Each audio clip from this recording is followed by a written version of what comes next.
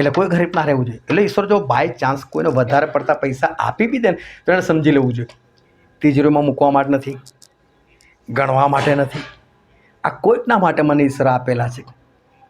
કારણ કે તમે તિજોરી મૂકો, એને તાળું મારો, સવાર સાંજ ગણો, બાય ચાન્સ તાળું મારવાનું ભૂલી જાઓ, 2-4 કિલોમીટર તમે રસ્તો કાપી લો, તમે આવો એ તાળું નથી માર્યું, પાછા તમે તાળું મારો, તો તમારામાં ને પેલા એટીએમના વોચમેનમાં કોઈ ફરક ખરો?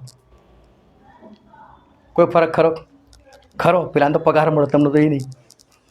સાચો જ છે ને, તમે તમારા પૈસા જે વધારાના છે ને, હા, એનો કોઈ પગાર નથી મળતો. એટીએમ વાળો સારો કે કમસે કમ એને પગાર મળે છે, એટલે સાચે છે. Praise road. હું સ્ટેનલી મેકવાન, મારી યુટ્યુબ ચેનલ ગુજરાતી બાઇબલ સ્ટડીમાં તમારું સ્વાગત છે. મારી ચેનલને આજે અત્યારે આગળ તમે સબસ્ક્રાઈબ કરી લો અને ઈશ્વરના જ્ઞાનમાં તમે વધતા જાઓ. શું કર્મોનું ફળ મળતું હોય છે?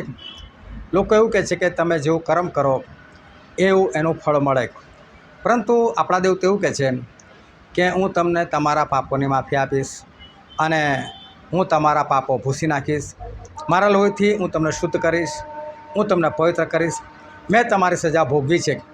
તો શું ખરેખર ઈશ્વરે સજા ભોગવી છે? અને જો ઈશ્વરે આપણી સજા ભોગવી હોય તો આજે લોકો બીમાર કેમ પડે છે? આજે લોકોના એક્સિડન્ટ કેમ થાય છે? લોકોના ઓપરેશનો કેમ થાય છે? લોકોને તકલીફ કેમ પડે છે? લોકોને નાણાકીય સમસ્યાઓ કેમ નડે છે? લોકોના ઘરમાં લડાઈ ઝઘડા કેમ થાય છે?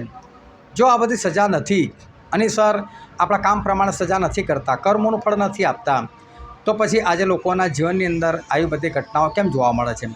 શું ખરેખર એવું છે કે પછી આપણા ઈશ્વર જ એવા છે કે જે કર્મોનું ફળ આપે છે? ખરેખર ઈશ્વર શું કહેવા માગે છે? શું ખરેખર કર્મોનું ફળ છે કે નથી? એ જાણવા માટે આ વિડીયોને તમે આખો જુઓ.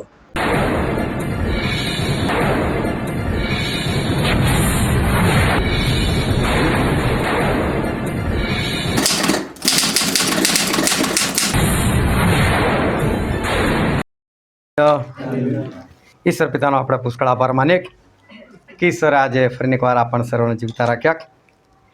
આ આપણે ઈશ્વર પિતાના વચન તરફ જઈએ અને બાઇબલની અંદરથી લોકોની લખેલી સુવાર્તા તેના 16મો અધ્યાય અને આપણે વાંચીશું તેને 19મી કલમથી લઈને તેને 31મી કલમ સુધી. એક શ્રીમંત માણસ હતો. તે કિરમજી રંગના ઝીણા વસ્ત્ર પહેરતો હતો અને નિત્ય દબદબા સહિત મોજ મજા મારતો હતો. લાજરસ સામે એક ભિખારી, જેને આખે શરીરે ફૂલ્લા હતા, તે તેના દરવાજા આગળ પડેલો હતો. શ્રીમંતની મેજ પરથી પડેલા કકડા વડે તે પેટ ભરવા ચાહતો હતો. વળી કૂતરા પણ આવીને તેના ફૂલ્લા ચાટતા હતા. તે ભિખારી મરી ગયો ત્યારે દૂતો તેને ઇબ્રાહીમની ગોદમાં લઈ ગયા. શ્રીમંત પણ મરી ગયો અને તેને દાટવામાં આવ્યો. હાદેસમાં પીડા ભોગવતા તેણે પોતાની આંખો ઊંચી કરીને વેગળેથી ઇબ્રાહીમને તથા તેની ગોદમાં બેઠેલા લાજરસને જોયા. તેણે ઘાંટો પાડીને કહ્યું કે ઇબ્રાહીમ બાપ, મારા પર દયા કરીને લાજરસને મોકલ કે તે પોતાની આંગળીનું ટેરવું પાણીમાં બોળીને મારી જીભને ઠંડી કરે, કેમ કે આ બળતામાં હું વેદના પામું છું. પણ ઇબ્રાહીમે તેને કહ્યું, દીકરા, તારા જીવનમાં તું તારા સારા વાના પામ્યો હતો અને લાજરસ તો ભૂંડા વાના પામ્યો હતો. તે સંભાળ, પણ હમણાં અહીં તે દિલાસો પામે છે અને તું વેદના પામે છે. એ સર્વ ઉપરાંત અમારી તથા તમારી વચમાં એક મોટી ખાઈ આવેલી છે. તેથી જેઓ અહીંથી તમારી પાસે આવવા ચાહે તેઓ આવી ન શકે અને ત્યાંથી કોઈ અમારી પાસે આ પાર પણ આવી શકે નહીં. તેણે કહ્યું, હે બાપ, હું તને વિનંતી કરું છું કે તેને મારા બાપને ઘેર મોકલ, કેમ કે મારે 5 ભાઈઓ છે કે તેઓને શાહિદી આપે, રખેને તેઓ પણ આ પીડાને ઠેકાણે આવી પહોંચે. પણ ઇબ્રાહીમ કહે છે કે તેઓની પાસે મૂસા તથા પ્રબોધકો છે, તેઓનું તેઓ સાંભળે. તેણે કહ્યું કે ઇબ્રાહીમ બાપ, એમ નહીં, પણ જો કોઈ મોયલામાંથી ઉઠીને તેઓની પાસે જાય તો તેઓ પસ્તાવો કરે. તેણે તેને કહ્યું કે જો મૂસા તથા પ્રબોધકોનું તેઓ નહીં સાંભળે તો જો મોયલાઓમાંથી કોઈ ઉઠે તો પણ તેઓ માનવાના નથી. ઈશ્વર પિતાનું વાંચેલું વચન આપણા માટે પુષ્કળ આશીર્વાદિત છે અને ઈશ્વર પિતાનું વચન સત્ય છે અને બાઇબલનું વચન કહે છે તમે સત્ય જાણશો અને સત્ય તમને મુક્ત કરશે. ખૂબ ધ્યાનથી આપણે ઈશ્વરના વચનો સાંભળે, સમજીએ, ગ્રહણ કરીએ, વિશેષ કરીને એ પ્રમાણે ચાલીએ કે જેથી કરીને આપણે આકાશના રાજ્યના વારસદાર થઈએ. સાથે પ્રથમ વખત આપણી મધ્યે રેનિસન આવ્યા છે અને સ્વીટુ બી પહેલી જ વખત આવી છે, કેમ કે એની પહેલાં કુંવારી તરીકે આવતી હતી. હા, એટલે પરિણીત તરીકે પહેલી વખત આવ્યા છે. કપલનું આપણે પ્રભુ ઈશ્વરના આદર સત્કાર કરી. ઈશ્વર આ દિવસોમાં આપણી સાથે એમના વચનથી વાતચીત કરે છે, માટે આપણે ખૂબ જ ધ્યાન રાખીએ. થોડા દિવસની વાત છે કે હું હાલોલ તરફ અમે લોકો જઈ રહેલા હતા અને રસ્તાની અંદર એક જગ્યા પર સર્વિસ રોડ પર અમે લોકો સાઈડ પર ઊભા રહેલા હતા અને સાઈડ પર ઊભા રહ્યા હતા અને એવામાં જ એક ટ્રક આવ્યો. એ પણ ત્યાં આવ્યો. હવે એના માટે તો બધી બહુ જ જગ્યા હતી, પણ પાછળ એને હોર્ન પર હોર્ન માર કરે. એટલે મેં આમ કહીને ઇશારો કર્યો કે ભાઈ આટલી બધી જગ્યા છે, તું જા ને. એટલે એને આવ્યો ગુસ્સો.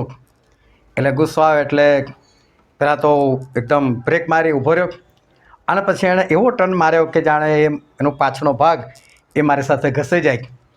પરંતુ એણે એ તો દબાવવાનો મને પ્રયત્ન કર્યો અને તરત જ પાછળ એક બીજો કારવાળા એને હોર્ન માર્યા. એટલે પેલો આગળ નીકળી ગયો. પછી હું તો મારું કામ પતાવીને હું મેઇન રોડ પર નીકળી ગયો. પરંતુ આગળ બીજો ટ્રક ઊભો રહેલો હતો. જે ટ્રક જતો હતો એની આગળ સર્વિસ રોડ પર તો ટ્રક મૂકેલો હોય એટલે પછી કોઈ જગ્યા જ નહીં રહે. અને જે ટ્રક ઊભો રહેલો હતો એનો ડ્રાઈવર પણ અંદર નહોતો અને ટ્રકવાળો તો ગાડી બરાબર હેરાન થયો. પછી ખબર નહીં એ ક્યારે ત્યાંથી નીકળી શક્યો, એને કેટલો સમય થયો ખબર નહીં. પરંતુ આ એક વાત છે કે માણસ જે કંઈ કરે છે અને જેવું એનું જીવન છે, જેવું એનું ચરિત્ર છે, એ ચરિત્ર એની સામે જ આવીને ઊભું થઈ જાય છે. માણસ જે કંઈ કામ કરે છે એ ગમે તેના માટે કરતો હોય, પરંતુ એ કામ એની સામે જ આવીને એ ઊભું થઈ જતું હોય છે. એક જણે આંગળી પર કાંટો વાગ્યો અને કાંટો વાગ્યો એટલે સામાન્ય વસ્તુ કહેવાય કે કાંટો વાગ્યામાં શું થાય એમ. એટલે 2 દિવસ એણે ધ્યાન રાખ્યું નહીં, પરંતુ પછી પેલી આંગળી પાકી ગઈ. આંગળી પાકી ગઈ એટલે એ ડૉક્ટર પાસે ગયો. એ ડૉક્ટરે ત્યાં આગળ નાનકડો ચીરો મૂકી અને જે કંઈ પસ હતો, ઇન્ફેક્શન હતું, બધું કાઢી અને એને પાટો મારી દીધો અને કીધું કે કંઈ નહીં, અઠવાડિયા પછી આવજે, બધું સારું થઈ ગયું હશે. અઠવાડિયા પછી પેલો ગયો તો વધારે દુખાવો હતો. એ તો ડૉક્ટરે કહે છે મને તો બહુ દુખે છે કે છે. એ ડૉક્ટરે જ્યારે ડ્રેસિંગ કરવા માટે કાઢ્યો ત્યાં તો આંગળી સડી ગયેલી હતી. આંગળી સડી ગયેલી હતી, સડો આગળ વધતો હતો. ડૉક્ટર ગભરાઈ ગયા. ડૉક્ટર કહે છે ભાઈ તારે તો આંગળી કાપવી પડશે કે છે, અને જો આંગળી નહીં કપાય તો સડો વધશે, કાલ ઉઠીને તારો હાથ જાય. એને કહેતા આંગળી કપાઈ નાખ. તો કે સારું ભાઈ આંગળી કપાઈ નાખો કીધું. એ ડૉક્ટરે આંગળી કાપી, રાહતનો દમ લીધો કે ચાલો હવે એને સારું થઈ જશે. ડ્રેસિંગ કરીને એને આપી દીધું. અઠવાડિયા પછી એને દેખાડવાનું કીધું. અઠવાડિયા પછી ફરી પેલો ભાઈ આવે છે, એનો દુખાવો એવો ને એવો જ છે. અને ડૉક્ટર જ્યારે ડ્રેસિંગ માટે ચેક કરે છે ત્યારે તો એનો સડો વધારે આગળ પંજામાં ઘૂસી ગયેલો હતો, મટવાની જગ્યા પર. ડૉક્ટર પણ હેરાન કે આટલું સરસ મેં કામ કર્યું છે અને આ માણસને મટ્યું કેમ નહીં. એટલે ડૉક્ટરે કીધું ભાઈ તારો સડો તો આગળ વધ્યો છે કે કાંડા સુધીનો તારો કાપી નાખવો પડશે કાંડા સુધી. એટલે પેલું કે ભાઈ કાપી નાખો, વાંધો નહીં, આખો હાથ જાય કરતાં કાંડા સુધી જાય. તો પછી કાંડા સુધીનો હાથ કાપી નાખવામાં આવ્યો. ફરી અઠવાડિયા 10 દિવસ પછી જ્યારે એને બોલાવવામાં આવ્યો અને એને ચેક કરવામાં આવ્યો તો ફરી પાછો સડો તો વધેલો હતો અને સડો આવ્યો હતો છે કોણી સુધી. ડૉક્ટર વિચારમાં કે મારા જ્ઞાન પ્રમાણે આવું કદી થાય નહીં અને ત્યાં સુધી મેં આવા ઓપરેશનો કરેલા છે, મને કદાચ નિષ્ફળતા મળી નથી અને આવું કેમ. અને એ ડૉક્ટરે એને એક વાત કરી કે જો ભાઈ જ્યારે તું પહેલી વખત આવેલો મારી પાસે, તને સામાન્ય ઇન્ફેક્શન હતું ત્યારે જ બરાબર દવા થયેલી હતી, બધું યોગ્ય રીતે થયેલું હતું. તારે આંગળી કપાય એવા કોઈ ચાન્સ નહોતા, પણ તારે આંગળી કાપવી પડી. એના પછી આગળ વધવાના કોઈ ચાન્સ હતા, પણ તારું કાંડું કાપવું પડ્યું. હવે પણ કોઈ ચાન્સ નથી, પણ તારો હાથ તો અમારે કોણેથી કાપવો પડે એવું છે કે છે. એક વાત તને પૂછું, ખાલી એનો જવાબ આપ કે તે આ હાથથી કોઈનું ભૂંડું કરેલું છે, કંઈ કરેલું છે કે છે. અને એને થોડા દિવસ પહેલાંની એક ઘટના યાદ આવી કે હા, એક ગરીબ માણસ હતો અને નદી કિનારે એ માછલી પકડતો હતો સવારમાં અને શરીરમાં કમજોર પણ હતો. અને મારું ત્યાંથી જવું અને એને જે ગલ નાખ્યોમાં સરસ મોટી માછલી પકડેલી. એટલે મેં જોયું કે કોઈ છે પણ નહીં ગાળ્યાને બચાવનાર. હું તો એના પર ભારે પડ્યો છું.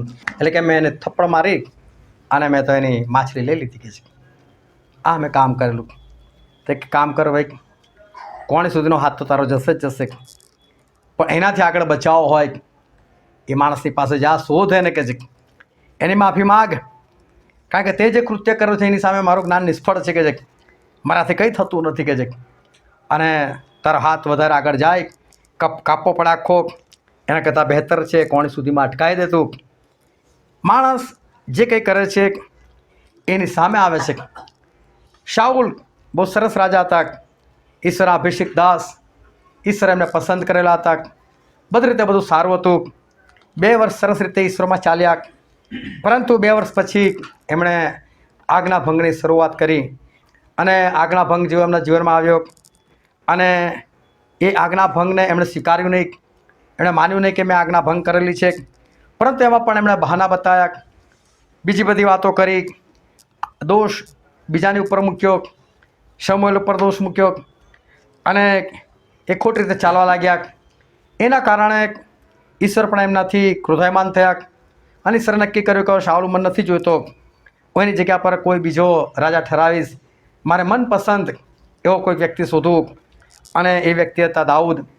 અને એમણે દાઉદ પર પસંદગી ઉતારી, અને દાઉદનો અભિષેક કર્યો, અને શમૂએલે જ કીધું કે શમૂએલ તું યશાયના ઘરે જા, અને એમના છોકરામાંથી એકને મેં રાજા બનવાના માટે પસંદ કર્યો છે, તો કે તું જા એનો અભિષેક કર.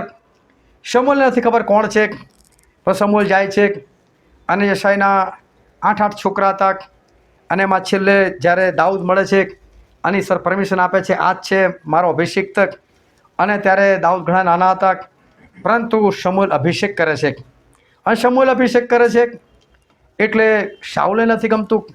એને ખબર પડે છે કે શમૂએલે મારી જગ્યા પર કોઈ બીજાને રાજા તરીકે અભિષેક કર્યો છે, એટલે શમૂએલ પણ દુશ્મન. જો વાત કેવી છે કે શાઉલે પોતાનું પાપ માનવાનું છે, પરંતુ એની જગ્યા પર જે વ્યક્તિ બીજાનો અભિષેક કરે છે તો ઈશ્વરનું કામ કરે છે, પણ એ કેમ ઈશ્વરનું કામ કરે છે એના પ્રત્યે નફરત થાય છે.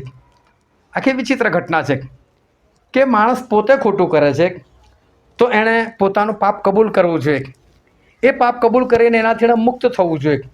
એની જગ્યા પર જે વ્યક્તિ પાપ નથી કરતો, અને જે વ્યક્તિ આના પાપને કારણે કોઈક બીજો રાજા બને છે, અને ઈશ્વરનો હુકમ છે કે તું જઈને એનો અભિષેક કર, તો આને તો ઈશ્વર સાથે લેવા દેવા છે. શમૂએલે દાઉદને પણ ઈશ્વર સાથે લેવા દેવા છે. શમૂએલ કોઈ ઈર્ષાથી, અદેખાઈથી કે વેરઝેરથી એ દાઉદનો અભિષેક કરવા નથી જતા.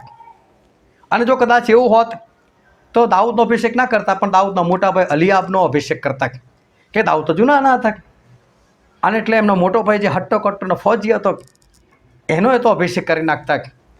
પરંતુ અહીં કોઈ વેરઝેર નથી, શાઉલ સાથે કોઈ વેરઝેર નથી, પણ શાઉલને એવું લાગે છે કારણ કે એણે ભૂંડું કરેલું છે, આ કેમ આવ, આને કેમ આવ. તમે જો બાળકો સ્કૂલમાં ભણતા હોય, અને સ્કૂલમાં એ કેટલા ટકા લાવે છે એનાથી મા બાપને મતલબ છે કે મારું છોકરું કેટલા ટકા લાવે છે, પણ બીજાનું છોકરું કેટલા ટકા લાવે છે એનાથી કોઈ મતલબ નથી હોતો. પણ છતાં ઘણી કોઈ દુશ્મની, એનો કેમ આટલા વધારે આવી ગયા, એને કેમ આવું.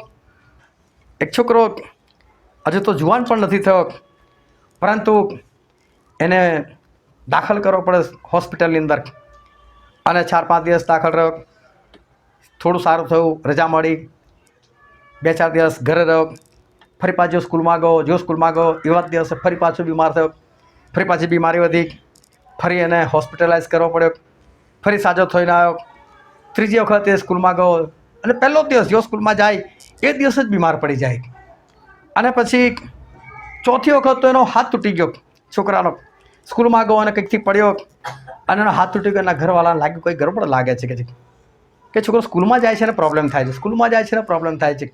3 વખત એને દાખલ કરવો પડ્યો એવો બીમાર, ચોથી વખતમાં હાથ તૂટી ગયો. એટલે એ લોકોએ મને ફોન કર્યો કે તમે પ્રાર્થના માટે આવશો અહીં ગાડી. મેં કીધું ચોક્કસ હું આવીશ પ્રાર્થના માટે. અને હું ત્યાં ગયો, અને એ લોકોએ મને વાત કરી કે આ છોકરો ખબર નહીં કે સ્કૂલમાં એને શું થાય છે તો બીમાર પડી જાય છે.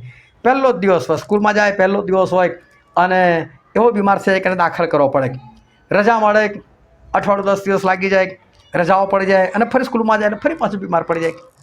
અને મને જે ઈશ્વરે વાત દેખાડી કે આ છોકરો ભણવામાં બહુ હોશિયાર છે, પરંતુ બીજો એક છોકરો છે જે એના પાછળ જ રહે છે.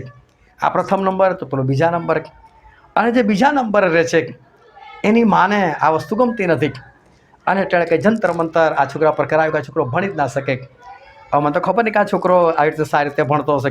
મેં કીધું તમારો છોકરો બહુ સારું ભણે છે, બહુ સારા ટકાએ પાસ થશે. હા, ટોપર છે કે હંમેશા ફર્સ્ટ નંબર જ લાવે. મેં કહું બસ પ્રોબ્લેમ આ જ છે તમારા છોકરાનો, કે તમારો છોકરો ફર્સ્ટ નંબર લાવે છે. કોઈ બીજાને નથી ગમતું. કોઈ છોકરો છે જે આની પાછળ છે ને એની માં અને આ બધું કરે છે, પણ વાંક તમારો છે. તમારો વાંક એટલે કે તમે ઈશ્વરમાં જીવતા નથી, એટલે તમે જંતર મંતર મેલી વિદ્યાની અસર થાય. તમે ઈશ્વરમાં જીવો ને તો તમને આ અસર ના થાય. તમે પ્રભુમાં જીવો.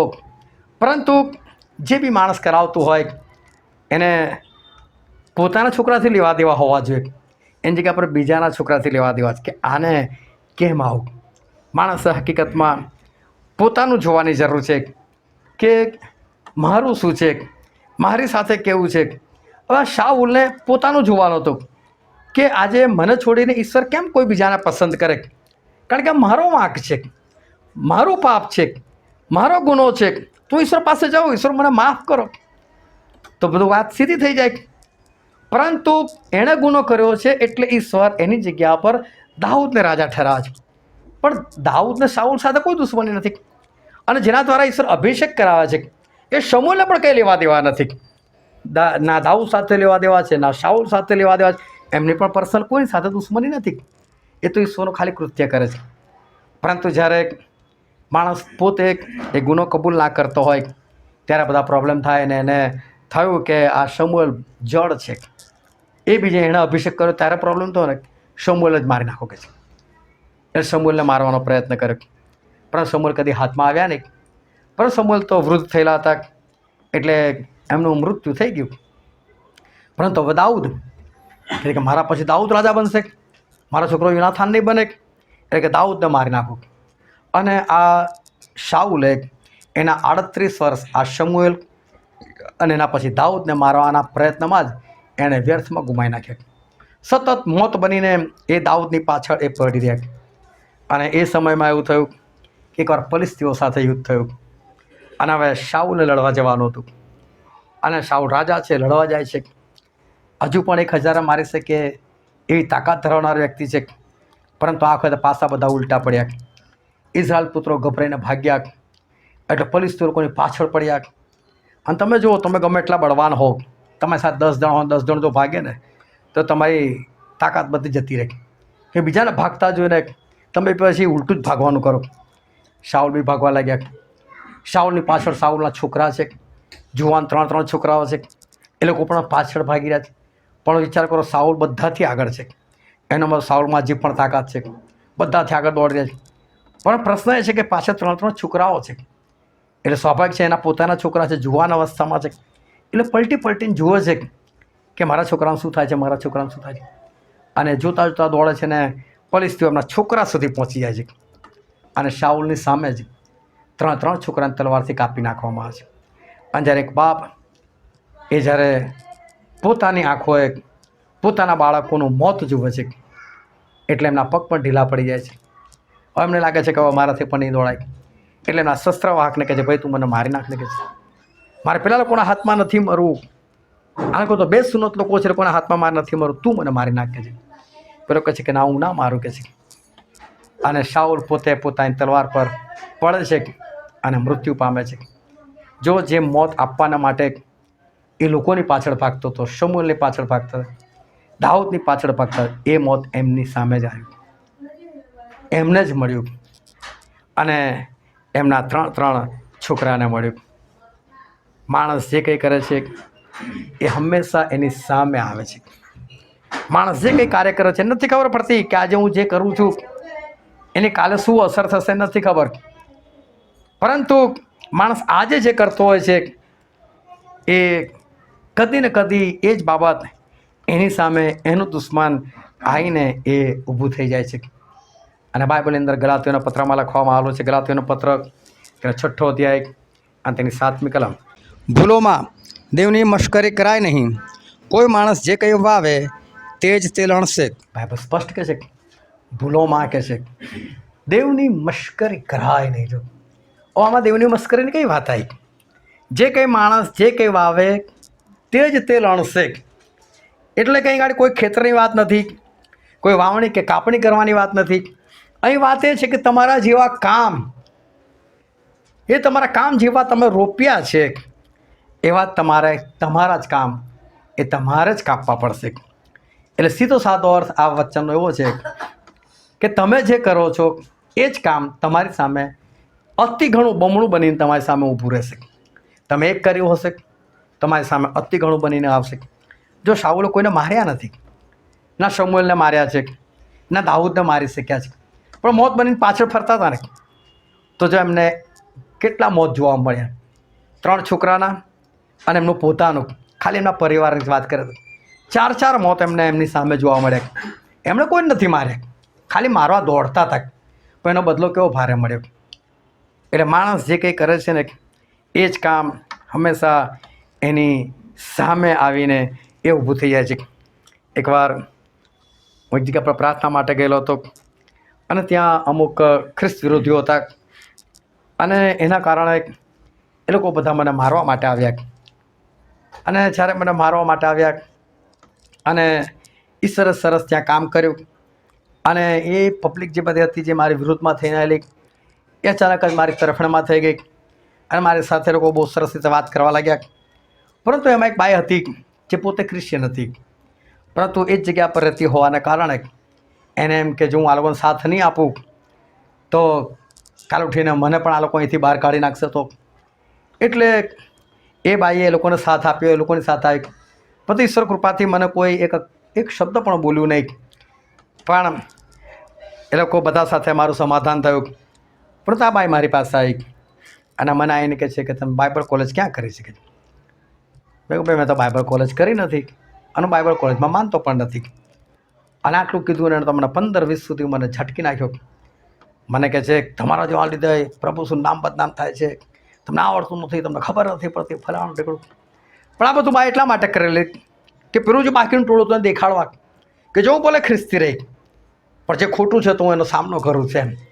અને પછી પેલા લોકોને જેને કહેવા લાગ્યું, જો કે છે એ તો અમારા પાસ્ટર શીખે છે, તો પણ હું એમને બોલી નહીં કે છે. અને પેલું આખું ટોળું એની પાછળ પડી ગયું કે તું આવી ભૂંડી બાઈ છે કે તારા પાસ્ટર છે તો તને નથી સમજ પડતી કે પાસ્ટરની સાથે આવી રીતે ના બોલાય. અને એ લોકો જ એને બરાબર ખખડાઈ નાખી. જે કામ માણસ કરે છે એ જ કામ એની સામે આવીને ઊભું થઈ જાય છે. કારણ કે આ વાવણી અને કાપણીના એક સંબંધવાળી વાત છે. અને માટે માણસ જે કંઈ કરે છે એની નજર સામે એ જ વસ્તુ આવીને ઊભું રહે છે. અને માટે હંમેશા ઈશ્વર, આખું બાઇબલ તમે વાંચો તો આખા બાઇબલની અંદર તમને ઈશ્વર એક જ વસ્તુ શીખવાડે છે, પ્રેમ કરો, પ્રેમ કરો, પ્રેમ કરો. કેમ પ્રેમ કરો? તમે પ્રેમ કરશો તો સામેથી પ્રેમ મળશે. પરંતુ આપણે વિચારીએ કંઈથી બહાર જઈએ અને કોઈને પકડીને ખાલી ગાળ બોલી દે અને પછી આશા રાખીએ કે પેલો આપણને આશીર્વાદ આપે, કંઈથી થાય? એ વસ્તુ બની શકવાની નથી. અને માટે ઈશ્વર આપણને કહે છે કે તમે લોકો પાસેથી જે તમે ચાહો છો કે કોઈ તમારી સાથે વ્યવહાર કરે, એવો વ્યવહાર તમે એની સાથે કરો ને. કે છે તમને જેવો વ્યવહાર ગમે છે તમે એની સાથે કરો. શાના માટે? તો એ સામેથી તમારી સાથે એવું જ કરશે. પણ તમે સારો વ્યવહાર નહીં કરો તો પછી એ કઈ સારો વ્યવહાર કરશે. એક વખત શિયાળ હતું અને એણે બગલાને બોલાવ્યો ખાવા માટે કે મારા ઘરે કે તું ખાવા માટે આવી છે. બગલો કે સારું. હવે શિયાળ તો મૂળો એને લૂચાઈ સાથે જ એને સરખાવવામાં આવે છે.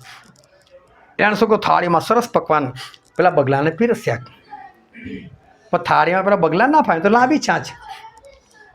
લાંબી છાંચ એટલે છાંચથી એને થાળીમાં ના ફાવે. એને કટરો હોય તો ફાવે, ગ્લાસ હોય તો ફાવે, પણ થાળીમાં ના ફાવે. એટલે બગલો સમજી ગયો કે આણે ખાલી દેખાડો જ કર્યો છે. એટલે થોડા વખત પછી બગલો કહે છે ભાઈ ચાલ શિયાળ, તે તો મને બહુ પ્રેમથી જમાડ્યો, તું બી મારા ઘરે જમવા માટે. એ શિયાળ જમવા માટે ગયું. એટલે પેલો કુંજો હોય ને આવો લાંબો, એની અંદર ખાવાનું આપ્યું. પેલાને મોડું ઘૂસે તો ખાય.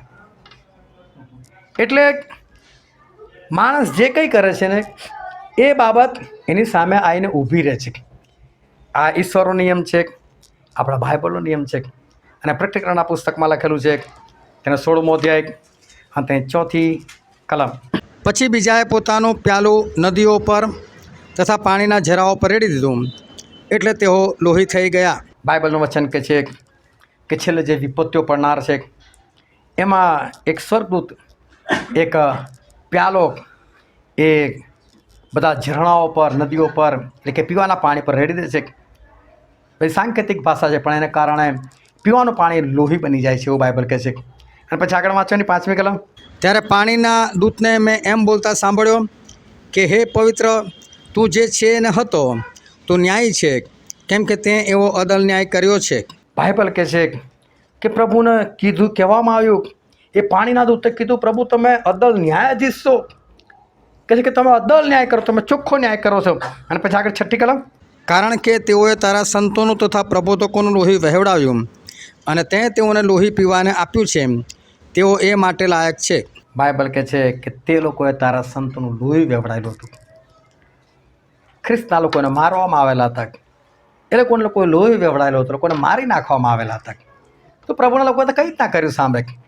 પણ એક દિવસ એવો આવ્યો કે પેલા લોકોને પાણી ના મળ્યું પીવાનું, અને દરેક પીવાનું પાણી એ લોહી બની ગયેલું હતું, કારણ કે એ લોકોએ લોહી વહેવડાવ્યું હતું. જો એ વખતે લોકોને આનંદ આવતો હતો. એ લોકોએ જે લોહી વહેવડાવેલું હતું એના કારણે એને સામે એ લોકોને લોહી પીવાના માટે ઈશ્વરે પૂરું પાડેલું લોહી પીવું. તમે કહે છે માણસ જે કંઈ કરે છે એની સામે આવે છે, પરંતુ એનો અર્થ એવો નથી કે જે કંઈ ભૂંડા કામ છે એ ભૂંડા કામની જ વાત આપણે કરીએ, એવું નથી. ઈશ્વરે ઇબ્રાહિમને કીધેલું હતું કે ઇબ્રાહિમ, હું તારાથી એક મોટી કોમ ઉત્પન્ન કરીશ. કે અને ઈશ્વરે ઇબ્રાહિમ અને સારાના જીવનમાં એક સુંદર પુત્ર પૂરો પાડ્યો, અને જેનું નામ હતું ઈસાક. અને ઈસાકની જો આપણે વાત કરીએ તો ઈસાક એ સારા અને ઇબ્રાહિમના લગ્ન જીવનની અંદર કેટલા વર્ષ આવે એ નથી ખબર આપણને, પરંતુ પ્રભુ સાથે ઓળખ થઈ એના 25 વર્ષ પછી આવ્યો. લગ્ન એ લોકોનું ક્યારે થયું હશે ખબર નહીં, પરંતુ જ્યારે ઇબ્રાહિમ 75 વર્ષના હતા અને સારા 65 વર્ષના હતા ત્યારે એમને ઈશ્વરની ઓળખ થઈ, અને ઈશ્વરે કહ્યું તમને બાળક આપીશ. અને જ્યારે બાળક મળ્યું ત્યારે સારા 90 વર્ષના છે અને ઇબ્રાહિમ 100 વર્ષના છે. 25 વર્ષ એ લોકોને પ્રભુની પાછળ વીતી ગયેલા, ત્યારે લોકોને બાળક મળ્યું. તમે વિચાર કરો, કોઈ તમને કહે હું તને આપીશ, હું તને આપીશ, અને એ એવી વસ્તુ છે કે જે તમને બહુ પસંદ છે, તમને જરૂરિયાત પણ બહુ છે, પુષ્કળતામાં જરૂરત છે. તમને એવું કે હમણાં આપે, હમણાં આપે, હમણાં આપે, અને એમ કરતાં 25 વર્ષ વીતી જાય પછી મળે, તો એ વસ્તુ તમારા માટે કેટલી બધી મૂલ્યવાન હોય. અને એમાં આપણે પ્રભુએ આપેલું બાળક હોય એટલે બાળક કેટલું જોરદાર હોય. પ્રભુએ આપેલું બાળક એ અદ્ભુત હોય છે. અને સુંદર બાળક આ ઈસહાકના રૂપમાં આ લોકોને મળેલો હતો. એ સમયે ઇબ્રાહિમ 100 વર્ષના છે. સાયન્સની વિરુદ્ધ, કોઈ પણ ટેકનોલોજીની વિરુદ્ધ આ બાળક જન્મેલું છે. લોકોને પણ આશ્ચર્ય થયું કે આટલી ઉંમરે અને બાળક જન્મે. ખરેખર બાળક જન્મ્યું, બાળક મોટો થતો ગયો. એ બાળકને ઇબ્રાહિમે ઈશ્વરના વચનની અંદર મોટો કર્યો, અને આ ઈસાક મોટા થયા, જુવાન થઈ ગયા. ભર જુવાનીની અંદર એકવાર ઈશ્વરે ઇબ્રાહિમની સાથે વાત કરી. ઇબ્રાહિમ કહે છે કે તારો જે એકનો એક દીકરો છે, કે છે આ એકના એક દીકરાનું બલિદાન તું મને આપ, કે છે. અને બહુ ધ્યાનથી સમજજો કે એકનો એક દીકરો, આપણે પહેલાં પણ જોયો, એકનો એક દીકરો એટલે ફક્ત એક જ દીકરો એવો નથી કહેવા માગતા. એકનો એક દીકરો એટલે એવો દીકરો કે આની પહેલાં તને એવો દીકરો થયો નથી, અને આના પછી તને એવો દીકરો થનાર પણ નથી. એને કહેવાય એકનો એક દીકરો. ભલે તમારા ઘરની અંદર 5 બાળકો હોય, પણ 5માંથી એક બહુ સારો હોય, દેખાવમાં સુંદર હોય, આજ્ઞા પાલનમાં હોય, સમજદાર હોય, ભણેલો હોય, એની અંદર બધી બહુ બધી ખૂબીઓ ભરેલી છે, બાકીના 4માં નથી. ત્યારે આપણે શું કહીએ, આ મારો એકનો એક દીકરો છે. ગણતરીમાં 5 છે, બધું આ એકનો એક, એટલે કે આ એવો છે કે એનામાં જે છે કોઈનામાં નથી. અને હવે કદાચ મને 6ઠું બાળક પેદા થાય તો બી એવું નથી મળવાનું મને. આ ઈસાકના માટે જે શબ્દ વાપરવા કે એકનો એક દીકરો, અને આ શબ્દ વાપરવામાં આવેલો છે પ્રભુ ઈસુના માટે, કે દેવે જગત પર એટલી બધી પ્રીતિ કરી કે તેમણે પોતાનો એકાકી જનિત દીકરો આપ્યો. આ એકાકી જનિત એટલે એ જ કે એવો દીકરો પહેલાં હતો નહીં અને ફરી કદી થનાર નથી એવો દીકરો. અને આ ઈસાક એવા દીકરા હતા. અને ઇબ્રાહીમને કહેવામાં, એ ઇબ્રાહીમ, આ દીકરાનું દહનાર પણ તું મને કર કે છે. ઇબ્રાહીમ તૈયાર થયા છે. કોઈ વાત નહીં પ્રભુ, તમને જોઈએ છે તો આપી દઉં. ચલો, સવારે વહેલા ઉઠે છે. સવારે વહેલા ઉઠીને લાકડા કાપે છે, ગધેડા પર મૂકે છે. બે નોકરને ઉઠાડે, ચલો જવાનું છે આપણે. ઈસાકને ઉઠાડે, ચલો ઈસાક ફટાફટ આપણે જઈએ. અને ઇબ્રાહીમ ઈસાકને લઈને, બે નોકરોને લઈને એ નીકળી પડે છે. 3 દિવસ ચાલવાનું. ત્યાર પછી મોર્યા દેશ આવે. અને મોર્યા દેશની અંદર જે બધા પહાડો હતા એમાંથી જે પહાડ ઈશ્વર દેખાડે એની પર આ ઈસાકનું બલિદાન કરવાનું હતું. 3 દિવસ ચાલતા ચાલતા લોકો જાય છે અને મોર્યા દેશમાં પહોંચે છે. ત્યારે ઇબ્રાહીમ ઈશ્વરને પૂછે, ઈશ્વર હવે કયો પહાડ? અને ઈશ્વર એક પહાડ દેખાડે. જાય ઇબ્રાહીમ, પેલા પહાડ પર તું કહે છે તે આ દીકરાનું અર્પણ કર મને, કહે છે. હજુ પણ ઈશ્વર એવું નથી કહેતા કે મને અર્પણ નથી જોઈતું. એ તો કહે હા મને જોવે છે, તું આપ, કહે છે. અને પછી ઇબ્રાહીમ પોતાના નોકરોને કહે છે તમે અહીંયા જ ઊભા રહો, હું ને મારો છોકરો ઉપર જઈએ છે, ભજન કરીને પાછા આવ્યા છે, કહે છે. અને જે બધા લાકડા કાપેલા હતા એ બધા ઈસાકના માથા પર મૂકે છે અને લોકો પહાડ ચડે છે. અને પહાડ ચડતા ચડતા ઈસાક પ્રશ્ન કરે છે કે પિતાજી, આપણી પાસે આગ છે, છરો છે, લાકડા છે, બધું જ છે આપણી પાસે, પણ ઘેટું કઈ છે બલિદાનના માટે? અને ઇબ્રાહીમ કહે છે કે બેટા ઈશ્વરે જોવે છે ને, ઈશ્વર પૂરું પાડશે, તું તારે ચાલ ને, કહે છે. અને એ લોકો પહાડ પર જાય છે, વેદી બનાવે છે. અને વેદી બનાવ્યા પછી ફરી એકવાર ઈસાક સાથે વાત થઈ હશે અને ઇબ્રાહીમે કીધું છે કે બેટા તારું જ બલિદાન આપવાનું છે. અને ઈસાક આ બાબતમાં રેડી, ઓકે પપ્પા આઈ એમ રેડી. અને એમને વેદી પર સુડાવવામાં આવે છે, બાંધવામાં આવે છે. અને ઇબ્રાહીમ પોતાનો છરો ઉગામે છે. અને ત્યારે જ ઈશ્વરનો અવાજ આવે છે, ઇબ્રાહીમ, તે તારા એકના એક દીકરાને મારાથી પાછો નથી રાખ્યો, કે છે. એટલે હું જાણું છું કે તું દેવથી બીહે છે, કે છે. તારે આંખ ઊંચી કરીને જો, કે છે. અને પેલો મેઢો કે શિંગડાથી ભરેલો છે ઝાડીમાં, કે છે, એનું અર્પણ કરી દે, કે છે. અને પછી ઇબ્રાહીમ પોતાના છોકરાને હટાવે છે અને એક મેઢો જે શિંગડાએ ભરેલો હતો એનું અર્પણ ત્યાં કરે છે. અને ઇબ્રાહીમ એ જગ્યાનું નામ પાડે છે યહોવા યીરે. અને બાઇબલની અંદર લખવામાં આવ્યું છે, આપણે વાંચીએ ઉત્પત્તિનું પુસ્તક 22મો અધ્યાય અને તેની 12મી કલમ. અને તેણે કહ્યું, તું તારો હાથ છોકરા પર ન નાખ ને તેને કંઈ ન કર, કેમ કે તે તારા એકના એક દીકરાને મારાથી પાછો રાખ્યો નથી. તેથી હું જાણું છું કે તું દેવથી બીહે છે. બાઇબલ કહે છે તે તારા એકના એક દીકરાને મારાથી પાછો નથી રાખ્યો, કે છે. એટલે કે છે હું સમજી ગયો છું કે ઇબ્રાહીમ તું દેવથી બીહે છે. દેવથી બીહે છે એટલે આ બીક કોઈ એવી નથી કે હું નહીં આપું તો મારું શું થઈ જશે, ઈશ્વર મને બરબાદ કરી નાખશે, મને મારી નાખશે, એ બીક નથી. બીક એ છે કે તમારા ઘરે કોઈક સગું આવે છે અને તમારા ઘરે કોઈક સગું આવીને તમારી પાસે કશુંક માગે છે અને તમે એને આપી શકો એવા છો અને તમને એવું થાય છે કે જો નહીં આપું તો સંબંધ નહીં રાખે.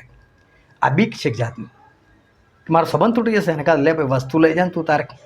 ઇબ્રાહીમને આ બીક હતી કે છોકરાના માટે મારા ઈશ્વર સાથે સંબંધ તૂટી જાય તો સંબંધ નથી તોડવા મારે. એ બીક છે કે મારા ઈશ્વર સાથે સંબંધ તૂટી જાય, મારે સંબંધ નથી તોડવા. અને પછી એ પેલા મેઢાઓ જ્યારે આવે છે અને મેઢાનું અર્પણ કરે છે. અને ત્યાર પછી આગળ આપણે વાંચીએ ઉત્પત્તિનું પુસ્તક તેનો 22મો અધ્યાય અને વાંચો એની 13મી અને 14મી કલમ. અને ઇબ્રાહીમે આંખો ઊંચી કરીને જોયું ને જુઓ, પછવાડે એક ઘેટો ઝાડીમાં શિંગડાએ ભરાયેલો હતો. અને ઇબ્રાહીમ જઈને તે ઘેટાને લાવ્યો ને પોતાના દીકરાને બદલે તેનું દહનાર્પણ કર્યું.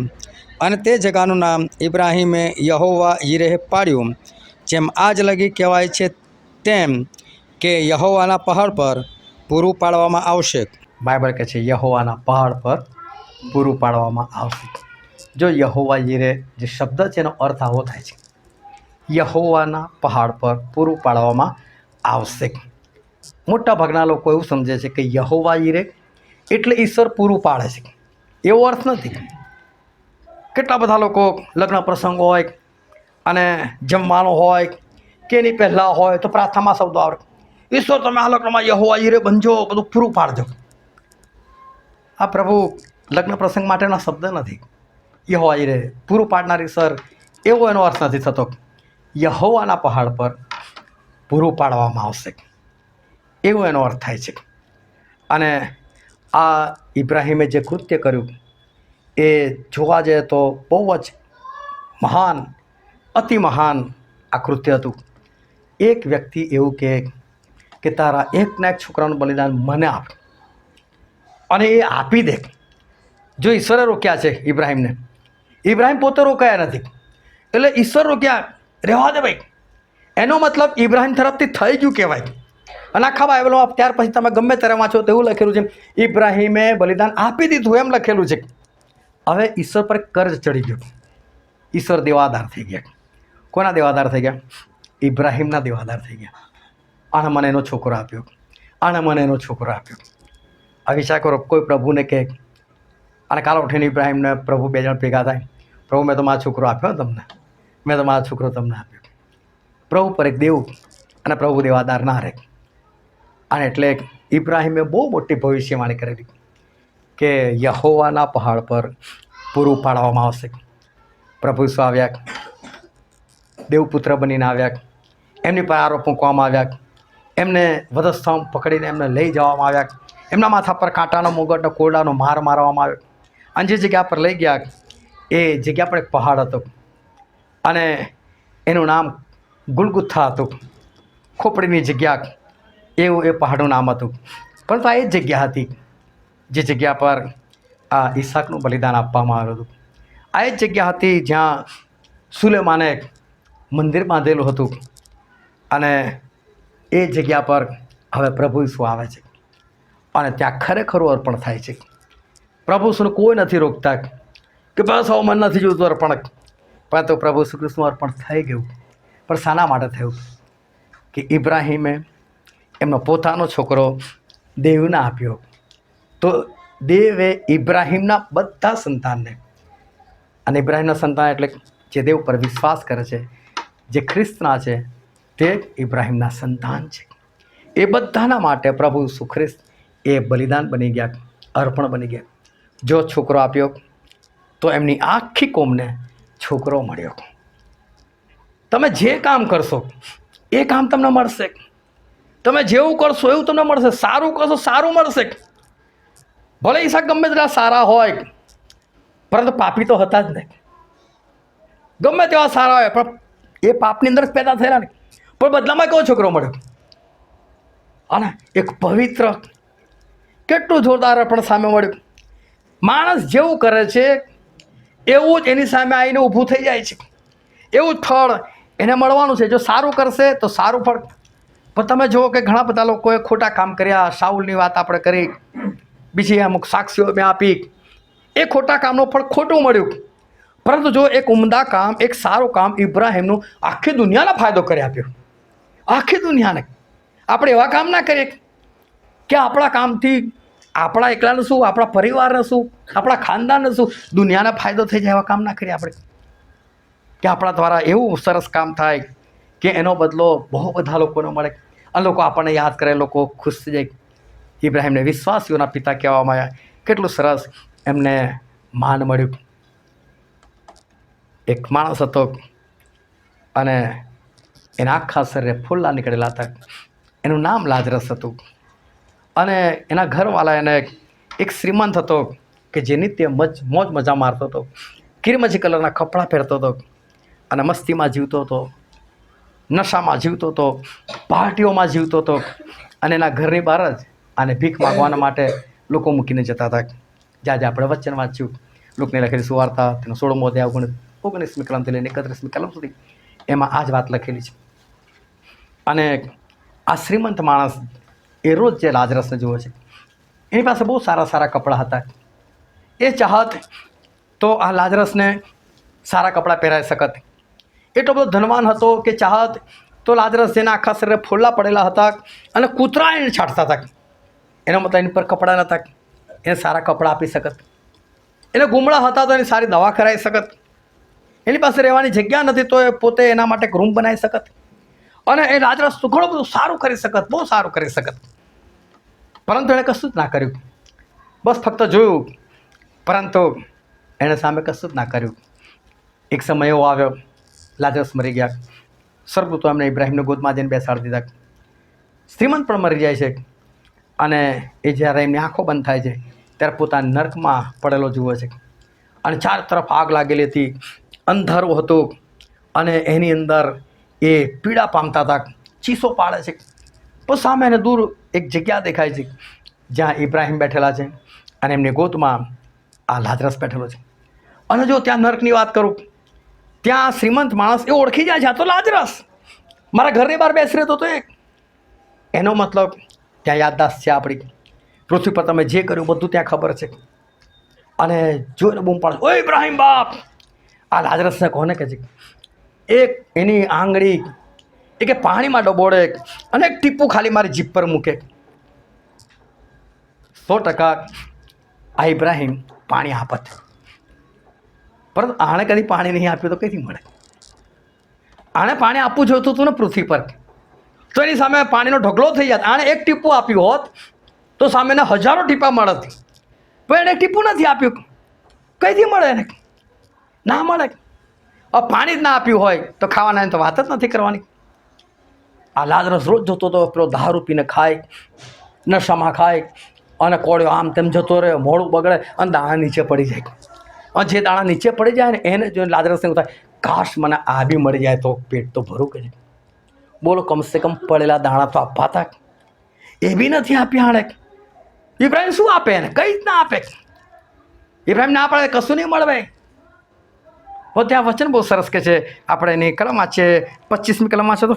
પણ ઇબ્રાહિમે તેને કહ્યું, દીકરા, તારા જીવનમાં તું તારા સારાવાના પામ્યો હતો અને લાજરસ તો ભૂંડાવાના પામ્યો હતો. તે સંભાળ, પણ હમણાં અહીં તે દિલાસો પામે છે અને તું વેદના પામે છે. શું ખાલી આને સારા વાના પૃથ્વી પર મળેલા હતા, પૃથ્વી પર ધનવાન થઈ ગયેલો હતો? શું ખાલી એટલા માટે કોઈને નરકમાં જવાનું થાય? એટલા માટે નરકમાં જવાનું ના થાય. તો બહુ ધ્યાનથી સમજજો. અને ઈશ્વર અને ઈશ્વરની જે પ્રજા છે એનો ઇતિહાસ કદી બાઇબલની અંદર વાંચજો. જ્યારે ઇઝરાયલ પુત્રો મિસ્ર દેશમાંથી બહાર નીકળ્યા ઉપરથી માનના પડતું હતું, તો કોઈના ઘરમાં 10 જણા હતા ને તો કોઈ 10 જણ પ્રમાણે લોકો માનના ભેગું કરતા હતા. અને જેના ઘરમાં 2 જણ તો 2 જણ પ્રમાણે માનના ભેગું કરતા હતા. એટલે કોઈની પાસે ઓછું, કોઈની પાસે વધારે. તો વિચાર કરો કે કીડીને કેટલું જોઈએ? કણ. અને હાથીને કેટલું જોઈએ? મણ. હાથી પાસે મણ હોય અને કીડી પાસે કણ હોય તો હાથી એવું કહે છે કે હું માલદાર છું, કે પેલીને કણમાં એક જ ટાઈમનું થવાનું છે, આનું મણમાં બી એક જ ટાઈમનું થવાનું, બેઉ સરખા જ છે. અને પ્રભુ ઇઝરાયલ પુત્રને આ રીતે સરખા રાખતા. 10 જણા તો 10 જેટલું આપે, 2 જણા હોય તો 2 જેટલું આપે, પણ જેને જેટલું જોઈતું ને એટલું જ, વધારે નથી આપતા. અને પ્રભુએ છતાં લોકોને કીધું, જો તમે જ્યારે તમારા દેશમાં પહોંચો, વતન મળી જાય અને ત્યાં કદાચ તમે માલદાર થઈ જાઓ ને પૈસાવાળા, તો તમારા દેશમાં ગરીબ હોય ને એનું ધ્યાન રાખજો, એને આપજો, જેથી તમારા દેશમાં કોઈ ગરીબ ના રહે. એવી ઈશ્વરની યોજના હતી. એટલે કોઈ ગરીબ ના રહેવું જોઈએ. એટલે ઈશ્વર જો બાય ચાન્સ કોઈને વધારે પડતા પૈસા આપી બી દે ને તો એને સમજી લેવું જોઈએ, તિજોરીમાં મૂકવા માટે નથી, ગણવા માટે નથી, આ કોઈકના માટે મને ઈશ્વર આપેલા છે. કારણ કે તમે તિજોરી મૂકો, એને તાળું મારો, સવાર સાંજ ગણો, બાય ચાન્સ તાળું મારવાનું ભૂલી જાઓ, 2-4 કિલોમીટર તમે રસ્તો કાપી લો, તમે આવો એ તાળું નથી માર્યું, પાછા તમે તાળું મારો, તો તમારામાં ને પેલા એ ટીમના વોચમેનમાં કોઈ ફરક ખરો? કોઈ ફરક ખરો? ખરો. પેલાને તો પગાર મળે, તમને તો એ નહીં. સાચો જ છે ને? તમે તમારા પૈસા જે વધારાના છે ને, હા, એનો કોઈ પગાર નથી મળતો. એટીએમ વાળો સારો કે કમસે કમ એને પગાર મળે છે એટલે સાચે છે. અને માટે તમે બહુ ધ્યાનથી સમજો, જો વધારાના મળ્યા છે તો એના માટે છે કે તમે કોઈકને સહાય કરો, મદદ કરો.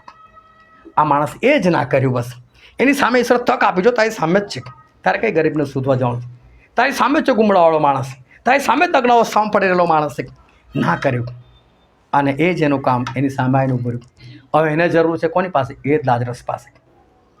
હો ને? એ જ લાજરસ પાસે. એક પ્રાણી આવે છે, થોડું સૂંઢ જેવું એનું મોઢું હોય છે, પણ એને કીડી ખાવ કહે છે.